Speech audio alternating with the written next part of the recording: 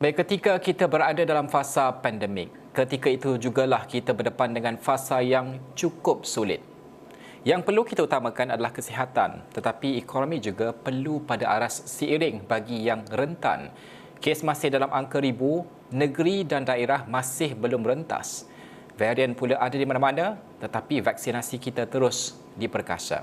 Apa jadi Malaysia minggu depan? Kita harapkan mungkin ada lagi pakej rangsangan atau mungkin dapat dengar suara parlimen atau mungkin doa kita makbul, kes turun dan dapat dilandaikan. Kalau ada rakyat Malaysia yang duka, kita harap ada terselit sedikit berita gembira. Saya Najib Arif, ini Fokus minggu depan.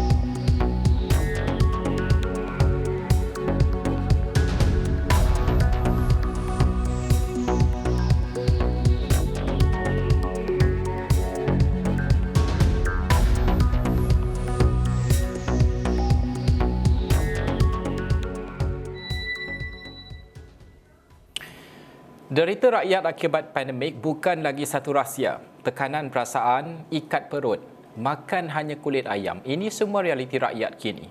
Bantuan kewangan amat didamba kerana fasa 1 Perintah Kawalan Pergerakan dalam Pelan Pemulihan Negara kekal sehingga nilai ambang ketiga-tiga indikator iaitu jumlah kes harian, tahap sistem kesihatan awam dan kadar vaksinasi dicapai.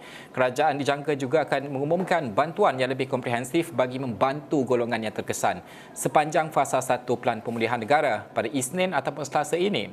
Bagi mengulas lanjut, saya nak bersama dengan pensyarah kanan Putra Business School Profesor Madya Dr. Ahmad Razman Abdul Latif yang bersedia pada ketika ini. Assalamualaikum Prof. Terima kasih kerana bersama dengan kami pada jam ini. Prof, pertama sekali pada hari ini, sepanjang hari ini kita melihat kepada dua perkara yang diumumkan ataupun disentuh oleh Menteri Kewangan Tengku Datuk Seri Zafrul di mana berkaitan dengan ICINA dan juga moratorium. Kita melihat bahawa moratorium ini satu umpama permasalahan ataupun cabaran yang begitu besar sekali ingin kita laksanakan, blanket moratorium secara menyeluruh ini. Pada pandangan Prof, berapa perlu kita melakukan moratorium secara menyeluruh ini dan bagaimana untuk kita melakukannya demi kemaslahatan kepentingan rakyat pada masa kini yang terus terhimpit oleh kerana PKP pada ketika ini, Prof? Ya, Najib, apabila kita melihat situasi pandemik yang melanda sekarang, walaupun kita telah ada pelan pemulihan negara yang membenarkan transisi pada fasa pertama kedua jika berlaku penurunan jangkitan, tetapi apa yang berlaku dalam bulan ini, kadar jangkitan tidak turun-turun. Kalau kita tengok sejak beberapa hari lepas masih lagi melebihi 5,000 kes dan bulan ini kita tak pernah lagi nampak jangkitan kurang daripada 4,500. Apatah lagi kalau kita nak menunggu sehingga ke 4,000 baru kita nak membenarkan lebih banyak sektor yang dibuka. Disebabkan itu, saya melihat apabila lagi lama kita mengenakan lockdown, lagi lama kita tidak membenarkan sektor ekonomi dibuka dengan penuh, maka akan memberi lebih banyak bebanan kepada perniagaan, kepada peniaga, kepada pekerja, kepada individu dan isi rumah. Dan kita dapati ramai telah mengalami depresi, bunuh diri, mengalami kemiskinan yang amat teruk. Dan bantuan-bantuan daripada kerajaan amatlah perlu. Dan kalau kita menjumpa tentang moratorium, saya melihat pemberian moratorium penuh itu adalah sesuatu yang boleh dilakukan dengan serta-merta.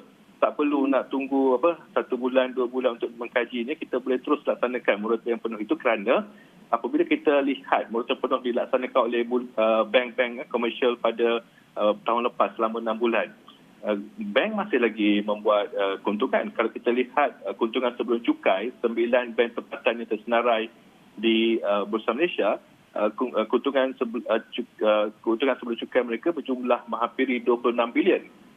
Sebelum tu tahun lepas 2019 35 bilion. Jadi mereka tidak rugi. Mereka masih membuat keuntungan berbilion. Dan apabila kita lihat perlu ada wujud keperluan untuk buat moratorium ini, saya melihat tidak ada masalah kepada bank untuk melaksanakannya.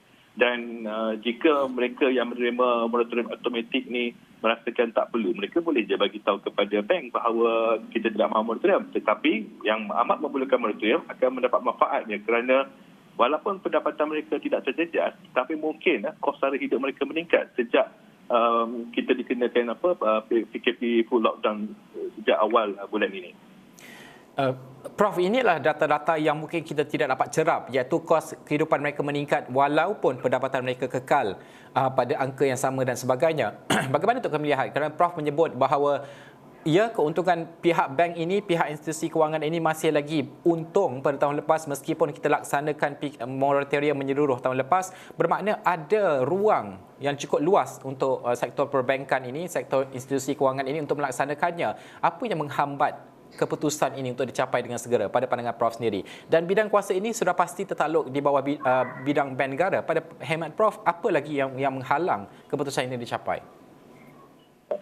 Kemungkinan saya boleh andaikan saja kenapa keputusan ini tidak dilakukan serta-merta, kenapa seolah-olah ada perlunya memikirkan dengan lebih lanjut. Mungkin kerana ianya tidak mahu dianggap sebagai sesuatu yang automatik, maknanya berlaku sesuatu isu maka moratorium diberikan. Tetapi situasi yang kita alami sekarang ini adalah sesuatu yang luar biasa. Kita dilanda pandemik yang tidak pernah berlaku selama ini, dan kita haraplah pandemik ini tidak akan berlaku setiap tahun. Tetapi apabila berlaku sesuatu yang luar biasa, maka penyelesaian dia mestilah sesuatu yang bukan biasa. Dan pemberian moratorium 6 bulan ini bukannya pernah diberi oleh bank secara automatik kepada semua selama bank beroperasi di Malaysia sejak awal lagi. Jadi ini adalah sesuatu yang harus dilakukan. Kita bukannya nak minta hapuskan hutang, kita bukan pun nak minta hapuskan bahagian faedah daripada hutang. Kita tetap kena bayar, cuma ditangguhkan saja.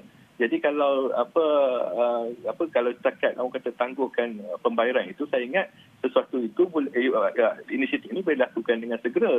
Jangan tunggu orang kata rakyat minta hapuskan hutang. Ini mahu minta tangguh je saja.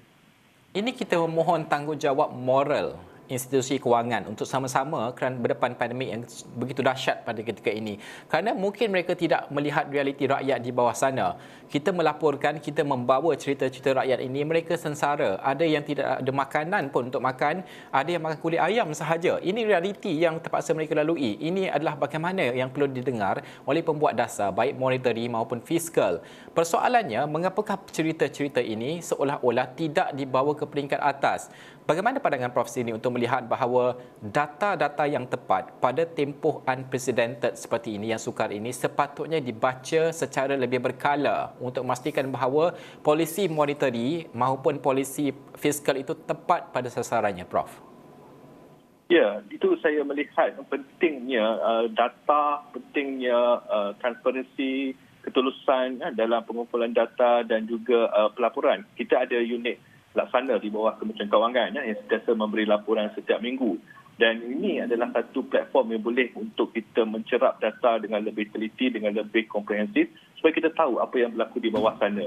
Dan kalau kita lihatlah sebelum ini ada isu sama ada bank negara mahu mengeluarkan CBDC atau tidak, Central Bank Digital Currency. Sebab apa yang kita lihat apabila kita menukar mata wang fiat kertas kita kepada elektronik, kita boleh nampak duit itu pergi ke mana, sektor mana yang memerlukan, sektor mana yang kekurangan. Tetapi bank negara tidak mahu lagi komite atas masuk itu. Tapi kalau kita lihat kerajaan China, bila mereka melaksanakan CBDC atas 3 daerah, mereka dapat tahu ia digunakan untuk apa. Kalau kita guna data seperti ini untuk meneliti sektor mana yang memerlukan bantuan yang menggunakan banyak saluran tunai dan sebagainya, maka bantuan yang lebih komprehensif boleh ataupun spesifiklah khusus boleh dilakukan.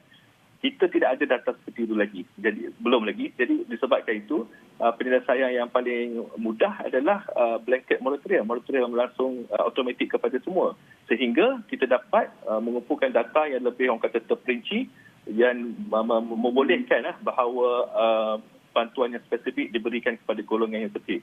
selagi kita tidak ada data yang cukup itu, maka kita harus memberikan moratorium ini secara automatik. Prof, ini adalah seperti yang saya sebutkan, unprecedented. Krisis ini kita tidak pernah lihat bagaimana sebuah krisis kesihatan membawa kepada krisis ekonomi. Ini cukup berbeza dengan krisis kewangan 1997-1998. Kita melihat bahawa bank rugi teruk pada ketika itu. Kali ini mereka membawa untung berbilion ringgit. Ada kemampuan, ada ruangnya. Mungkin ada sedikit cons ataupun kelemahan dalam pelaksanaan moratorium ini bagi pihak bank. Namun ia tidak diterjemahkan kepada keuntungan ataupun kerugian mereka sebagai contoh. Bagaimana tu kita melihat bahawa pelaksanaan ini boleh dilaksanakan sebenarnya secepat mungkin, dan juga pada masa yang sama kita juga tidak mahu kesan sistemik kepada ekonomi. Dan adakah ini boleh berlaku kesan sistemik jika kita melaksanakan moratorium penuh, Prof? Bank telah melaksanakan moratorium sebelum ini, bermakna mereka telah ada data, mereka tahu berapa ramai daripada peminjam yang mengalami masalah kewangan, berapa ramai yang tidak mengambil moratorium, dan berapa ramai yang meminta selepas moratorium tamat untuk lanjutan moratorium dan juga perseturuan pembayaran. Jadi dengan data yang ada ni, bank sudah boleh orang kata anticipate ataupun menjangkakan berapa ramai yang akan meminta ataupun tidak mahu moratorium atau yang akan menerima moratorium secara automatik. Dan kalau kita lihat juga satu yang statistik yang saya dapati, customer deposit ataupun deposit pelanggan bank daripada 2019 telah meningkat kepada tahun 2020 hampir 2 trilion ringgit untuk 9 bank ni. 1.98 trilion ringgit. Bermakna bank deposit bank, customer deposit bank itu adalah menjadi lebih kukuh, walaupun untung berkurang tapi deposit makin meningkat. Jadi kalau deposit makin meningkat, bermakna keupayaan untuk bank memberi moratorium ni masih ada. Dan saya tak nampak alasan kenapa ada pihak yang masih menganggap bahawa moratorium ni akan menjejaskan ekonomi negara secara keseluruhan. Itu yang saya tak nampak sebenarnya. Okey, Prof, terima kasih kerana meluangkan masa bersama dengan kami pada jam ini. Pensyarah Kanan Putra Business School, Profesor Madya Dr. Ahmad Razman Abdul Latif membincangkan tentang moratorium dan juga bantuan yang kita jangkakan akan diumumkan pada minggu hadapan oleh Perdana Menteri ataupun Menteri Kewangan sendiri.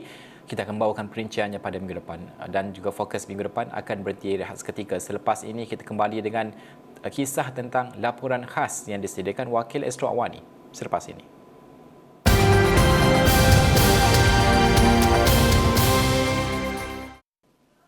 Semalam di Bukit Gambir, Gelugur, Pulau Pinang gempar apabila kegiatan kurafat seorang lelaki yang disyaki melakukan pemujaan dibongkar. Ini gara-gara cahaya api yang dibakar disangka kebakaran, lantas pasukan bomba dan penyelamat datang meninjau. Dan juga sebaik tiba di unit kediaman berkenaan, bomba mendapati tiada sebarang kebakaran berlaku, dan pemeriksaan lanjut juga menemui pelbagai peralatan dan juga objek seperti patung, lilin serta beberapa keping gambar pasangan dipercayai digunakan bagi ritual berkenaan. Kes berkenaan kemudian diserahkan kepada pihak polis untuk tindakan selanjutnya, dan juga Ketua Polis Daerah Timur Laut Assistant Commissioner Sofian Santong ketika dihubungi mengesahkan kejadian tersebut, namun enggan mengulas lanjut kegiatan lelaki itu. Mayat wanita mengandung anak sulung mati dibunuh pada malam Selasa atau Jumaat. Korek kuburnya menggunakan tangan, layur dagunya dengan lilin untuk dapatkan minyak. Mahu sakiti orang atau mahu dikasihi? Amalan kurafat ini masih ada dalam masyarakat kita. Ikuti laporan khas Sihir Kurafat yang masih berleluasa dalam Awani 7:45. Baik, itu laporan khas yang bakal kami siarkan bermula esok, di mana silapnya kalau kita melihat sihir dan juga kurafat ini masih lagi terus menjadi amalan dalam masyarakat kita ketika dunia sedang sibuk dengan teknologi maklumat. Kami bawakan penulis laporan ini, Wakil Astro Awani Kelantan Muhammad Muhammad, yang berlintas langsung pada ketika ini. Fandi, ceritakan bagaimana sebenarnya idea ini tercetus untuk mendapatkan cerita sebegini, kerana kita sudah tahu ini adalah cerita-cerita kalau di kampung itu cukup terkenal dengan cerita-cerita seperti ini. Namun dalam era moden pada ketika ini masih lagi kita kedengaran cerita ini. Bagaimana idea ini tercetus dan usaha Fandi untuk mendekati mereka ini bagaimana, kalau boleh dikongsikan? Sebenarnya Najib, kisah ataupun perbuatan sihir, perbuatan khurafat mengenakan 77, mengenakan guna-guna kepada individu yang mereka sakiti, mengenakan kepada individu yang mereka dendami ini sebenarnya masih lagi wujud pada saat ini. Walaupun kita tahu situasi sekarang, situasi yang seluruh dunia berdepan dengan pandemik COVID-19, namun masih ada segelintir ataupun individu yang berhati perut jahat ini melakukan perbuatan syirik dan juga khurafat melalui kaedah penggunaan jin dan juga bomoh yang mengambil upah bagi mengenakan individu yang mereka sakiti itu. Dan ini realitinya, bahkan saya juga dimaklumkan oleh pengamal perubatan Islam bahawasanya minyak senyonyok, minyak mati dibunuh, minyak guna-guna ini boleh juga didapati melalui media sosial, di mana ada penawaran, ada orang kata iklan yang dilakukan oleh segelintir bomoh yang mencari keuntungan lebih. Bahkan setiap kali posting berkenaan dengan minyak guna-guna ataupun minyak senyonyuh di media sosial, ada saja mereka yang bertanyakan mengenai hal itu. Dan inilah yang mencetuskan idea buat saya di Kelantan ini untuk mencari bahan dan juga untuk membuat satu laporan yang lengkap berhubung dengan bomoh Siam, berhubung dengan minyak mati dibunuh, berhubung dengan minyak senyonyuh ini. Dan apabila saya sebenarnya Najib, saya telah pun pergi mencari di beberapa daerah di Kelantan ini dan alhamdulillah sepanjang penggambaran, sepanjang orang kata maklumat yang saya ingin perolehi itu telah dikongsikan dan juga dimaklumkan oleh rakan-rakan bahawasanya di sini ada bomoh, di sini ada mereka yang tahu mengenai hal ini. Jadi seterusnya saya cuba untuk membawakan satu kisah yang lengkap, membawakan laporan khas yang lengkap, bermula daripada mangsa yang pernah terkena ataupun telah pun disapukan dengan minyak pengasih buatan daripada pendalaman, buatan orang asli katanya, bagaimana dia menderita sehingga memakan masa 7 tahun, bahkan bukan sahaja memakan tempoh masa yang agak lama, wang ringgit gadah tanah juga terpaksa digadaikan untuk merawat pesakitnya, penyakit yang dialaminya. Bayangkan Najib, seorang yang terkena minyak dagu, bukan minyak dagu, minyak senyonyuh ataupun minyak pengasih ini, kesannya cukup menderita. Dan seperti yang dikongsikan oleh individu ini, apabila dicalitkan dengan minyak senyonyuh ini, situasinya sudah berubah. Walaupun masih bergelar isteri orang, masih bergelar orang kata ibu, mempunyai anak-anak yang pintar, mempunyai anak-anak yang orang kata berkejaya, namun akibat mungkin disebabkan kata-kata ataupun mungkin sifat amarah yang tertentu menyebabkan si pencalik mencalikkan minyak senyonyuh ini. Dan apabila terkena minyak senyonyuh ini, saya bagi gambaran begini Najib, apabila mereka yang terkena dengan guna-guna ini, dunia sudah berubah. Mereka merasakan hanya dunia dia dan si pencalik itu. Sehingga kan saya dimaklumkan setiap malam kalau tak dapat tengok tuannya, tengok bumbung rumah pun jadilah. Itulah sebagai kata pengubat untuk beliau tidur. Begitu juga tiap kali untuk menjamah nasi. Ingin melihat orang kata pesanan ringkas ataupun teks yang dihantar oleh si pencalik itu bagi meredakan ataupun bagi menghilangkan kegisauan dia dan juga baru boleh makan nasi. Begitulah penangannya, begitulah akibatnya, begitu dahsyatnya terkena minyak senyonyuh. Dan itu bab cerita minyak senyonyuh. Belum lagi masuk minyak mati dibunuh. Dan hasilnya apabila saya menemui beberapa orang bomoh Siam di kawasan Tumpat, mereka telah pun memaklumkan bahawasanya pencarian ataupun kaedah untuk mendapatkan minyak dagu ataupun minyak mati dibunuh pada masa ini agak sukar. Bahkan keturunan ataupun warisan bomoh-bomoh yang melaksanakan ataupun yang mengambil upah untuk melakukan minyak dagu itu pun kebanyakannya telah pun meninggal dunia. Dan apabila seorang bomoh Siam yang meninggal dunia, yang pandai untuk membuat minyak mati dibunuh itu, apabila beliau meninggal dunia, makna tradisi ataupun warisan pembuatan minyak mati bunuh itu maka mati bersama dia. Dia tidak boleh diwarisi kepada anak pinak dia, tidak boleh diwarisi kepada sanak saudaranya. Itu pengakuan yang dimaklumkan oleh bomoh Siam, yang mana kalau diceritakan akibat ataupun penangan minyak dagu ni cukup dahsyat. Bahkan menurut salah seorang bomoh Siam yang saya sempat temu ramah dalam sesi laporan khas itu, beliau mendakwa minyak dagu sebenarnya untuk memperolehinya cukup rumit pada ketika ini. Ini kerana untuk kata melengkapkan keistimewaan ataupun melengkapkan khasiat minyak mati dagu itu, minyak mati dibunuh atau minyak dagu itu, seseorang perlu menggali kubur bagi seorang wanita yang orang kata mati beranak sulung, mati pada malam Selasa, mati pada tengah hari Selasa. Dan untuk mendapatkan waktu ataupun mangsa seumpama itu pun pada masa ini cukup sukar. Namun apabila orang kata dibuatkan minyak mati dibunuh, jika mereka berjaya mendapatkan cara ataupun kaedahnya minyak dagu itu, apabila setiap individu ataupun mangsa yang terkena minyak mati dibunuh ni, dia boleh membawa kepada keadaan yang amat dahsyat. Bahkan mereka yang biasa terkena minyak mati dibunuh ini, saya dimaklumkan oleh bomoh Siam, biasanya berakhir dengan kematian. Namun melegakan sedikit buat diri saya apabila sebenarnya 3 orang yang saya berkongsi mengenai minyak mati dibunuh ini dengan bomoh Siam. Mereka mendakwa di kawasan ini sudah tiada pewaris ataupun bomoh Siam yang mahir untuk membuat ataupun melakukan upacara mendapatkan minyak dagu ini. Dan apabila dimaklumkan sebegitu, saya merasa lega kerana kemungkinan pembuatan ataupun proses untuk mendapatkan minyak dagu di Kelantan ini mungkin sudah berkubur. Kalau dulu sekitar tahun 80-an, sekitar tahun 70-an, saya masih ingat, saya orang Kelantan, saya masih ingat bagaimana ustaz-ustaz, bagaimana pengamal perubatan Islam ini merawat ataupun pernah saya melihat bagaimana mereka merawat orang yang terkena minyak dagu ini.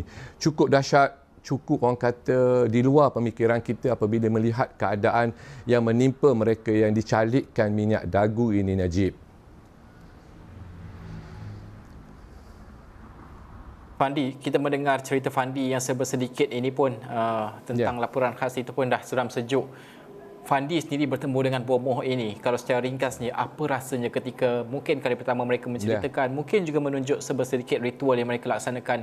Apa rasanya itu? Kerana kita mendengar cerita ini, mungkin tidak masuk akal kepada kita untuk mereka mengorek kubur dan sebagainya, mencari mangsa dan sebagainya. Tapi mereka lakukan perkara ini. Apa rasanya, Fandi? Sebenarnya Najib, apabila saya dimaklumkan mengenai ritual ataupun adanya bomoh Siam yang melakukan ritual ini, saya pada asalnya merasa amat takut dan juga orang kata amat khawatir, bimbang keadaan diri kita yang lemah ini, bimbang keadaan diri kita yang kata mungkin terlalai ini boleh dimasuki ataupun dirasuki oleh jin-jin ataupun anasir-anasir yang berada di sekeliling bomoh itu. Namun selepas saya diberikan maklumat dan juga diberikan orang kata sedikit sebanyak ayat pendinding dan juga orang kata ayat-ayat suci Al-Quran, maka saya gagahkan diri dan beranikan diri untuk masuk ke kawasan perkampungan, satu perkampungan, dan berada dalam kawasan bilik ataupun ruangan yang menempatkan patung, menempatkan orang kata alat-alat perdukunan. Jadi bila saya dimaklumkan oleh bomoh berkenaan bahawa ritual yang beliau akan bawakan di depan mata saya ini merupakan satu ritual yang sebenar-benarnya. Sebab dalam istilah pendukunan, istilah bomoh Siam, tiada benda yang boleh dilakukan. Tiada benda yang boleh orang kata dibuat-buatkan. Sebaliknya apa yang beliau lakukan merupakan ini yang sebenarnya. Inilah keadaannya. Mereka memulakan ritualnya dengan meminta keizinan daripada guru mereka, meminta keizinan daripada ruh nenek moyang mereka. Mereka membaca mentera dalam bahasa Siam yang saya tidak fahami, dan ritual itu berlangsung selama 20 minit sebelum bomoh itu beralih kepada bab ataupun scene yang lain. Dan sepanjang proses itu tidak dinafikan sebenarnya Najib, meremang juga bulu roma saya kerana saya melihat di sekeliling kawasan itu dalam suasana yang agak suram itu, melihatkan bagaimana ritual itu dijalankan. Itu ritual perubatan bagi mengubati orang kata mereka yang terkena minyak mati dibunuh. Namun pada masa yang sama juga kita boleh merasai, bukan saya nak bercakap berkenaan dengan perkara yang tidak logik sebenarnya Najib, namun apa yang saya rasai, suasana yang saya rasai di tempat tersebut, saya turut merasai hadirnya entiti yang orang kata entiti bukan daripada alam kita, entiti daripada alam gaib. Saya dapat rasakan berdiri bulu roma saya, berdiri bulu tengkuk saya. Namun saya mengharapkan supaya apa yang saya lakukan ini, apa yang saya dedahkan ini, apa yang saya bawakan dalam laporan khas saya ini adalah semata-mata untuk memberikan pendedahan, memberikan satu peringatan kepada masyarakat di negara ini bahawasanya masih wujud lagi perbuatan sihir, masih wujud lagi perbuatan khurafat, perbuatan tuju-tuju, perbuatan santau dan sebagainya bagi tujuan untuk mereka yang disakiti, untuk tujuan mengasihani mereka. Bahkan saya juga dimaklumkan ketika ini ada santau digunakan untuk tujuan memukau ataupun diistilahkan sebagai skamer alam gaib. Dan ini yang saya mungkin bawakan, ada sedikit perinciannya dalam laporan khas yang bakal ke udara esok dan juga lusa, Najib. Okey, Fandi, terima kasih. Cerita sedikit pun cerita kita dengar dah cukup serang sejuk kita mendengar bagaimana sebenarnya mereka ini melaksanakan perbuatan khurafat ini. Kami membawakan seperti yang Fandi sebutkan, ini adalah pendedahan daripada kami untuk kita melihat bahawa wujud aktiviti seperti ini yang perlu kita berikan tumpuan untuk kita basmi setidaknya bagi memastikan bahawa kesesatan ini tidak diteruskan. Terima kasih Fandi. Esok laporannya akan kami bawakan dan juga lusa laporan siri keduanya Fandi akan bawakan, termasuk dengan temu bual orang yang pernah ataupun ustaz yang pernah mengubati pesakit-pesakit yang pernah pun dihantar santau dan sebagainya. Sekian saja fokus minggu depan. Saya Najib Arif. Assalamualaikum. Salam hormat.